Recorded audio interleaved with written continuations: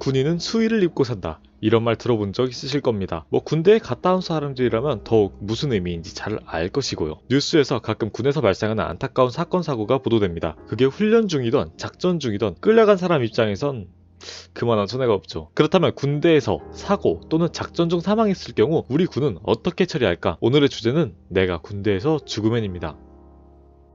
영화 챈스 일병의 기아는 2004년 이라크 전쟁에서 전사한 미 해병대 챈스 필립스 일병의 시신을 운구하는 동안 같은 미 해병대 마이클 스트로블 중령이 겪은 이야기로 영화의 거의 모든 장면이 시신이 운구되는 동안 공항 직원들과 트럭 운전기사 등 많은 사람들이 군인에 대해 어떠한 생각을 하게 되는지를 보여주는 장면들이 많습니다. 앞선 영화를 보면 미국이 나라를 위해 희생한 전사자와 그 가족을 대하는 태도에서 왜 세계 최강의 군대라는 타이틀을 가지고 있는지도 알 수 있을 것 같습니다. 말 나온 김에 미군의 파병 전사자 통보 방식을 간단하게 알아보자면 미군은 전사자 발생 현지 시간 06시에서 22시 사이에 전사 후 4시간 이내에 전사자와 동일한 군종장교 또는 부사관이 포함된 2인으로 이루어진 전사 통보관을 유가족에게 보냅니다. 그리고 유가족에게 도착한 이들은 각군 장관, 참모총장 또는 사령관의 애도문과 전사 일시, 장소, 그리고 간단한 전사 사유를 전달하게 됩니다. Mrs. Guadalupe Garza? Yes. Is your husband Specialist Israel Garza? 동시에 유가족이 충격으로 쓰러지는 등 돌발 상황을 대비해 주변 의료시설 연락처를 숙지하고 간다고 합니다. 그렇다면 과연 우리나라의 경우는 어떨까요? 돌아다니는 말로 들어본다면 우리나라는 전사자 또는 사망자가 발생할 경우 전화 또는 문서로 사망 통보를 한다고 하는데 그게 과연 사실일까요? 결론은 그렇지 않습니다. 우리 국군은 천안함 사태와 2010년 3월 공군의 F-5 전투기 추락사고에 대한 후속 조치로 군 복무자가 전사 또는 순직할 경우 사망 통보 담당관이라는 제도를 만들어 운용하고 있습니다. 잠깐만, 그럼 그 전까지는 없었다는 거잖아. 그 전까지는 전화나 문서로 통보했다고 합니다. 나라 수준이?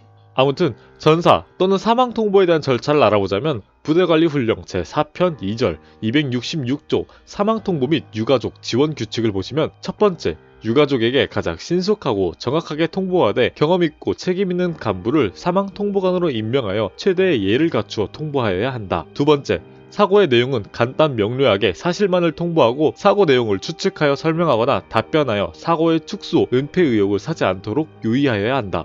그리고 네 번째, 방문 사망 통보관의 업무의 성격을 고려하여 인사참모 및 주임원사 등 숙련자를 활용하고 필요시 군종장교를 동반할 수 있으며 유가족이 희망하는 장소에서 안내를 지원할 수 있다.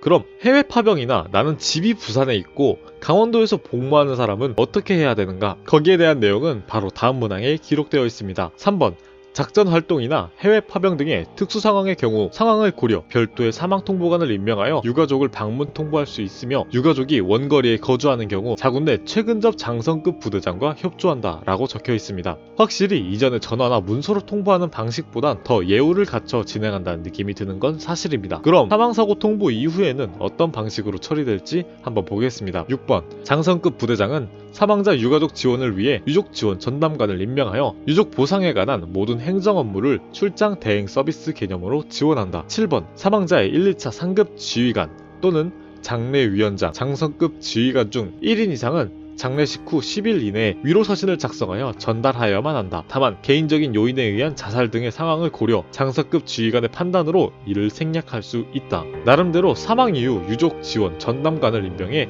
보상에 관한 모든 행정 업무를 지원하기도 합니다. 하지만 6.25 전쟁 이후 한 번도 전쟁이 끊이지 않았던 대한민국에서 이러한 제도가 너무 늦게 정착되었다는 게 안타깝다는 생각이 들게 합니다. 누구에게나 목숨은 소중합니다. 하지만 그런 목숨을 자신의 국가를 위해 바쳤다면 국가는 그보다 몇 배로 유가족과 전사자에게 갚아야 한다고 생각합니다. 지금 이 시간에도 누군가는 나라를 지켜야 하고 그런 사람들 덕분에 지금의 대한민국이라는 나라가 버티고 있는 것이라 생각합니다.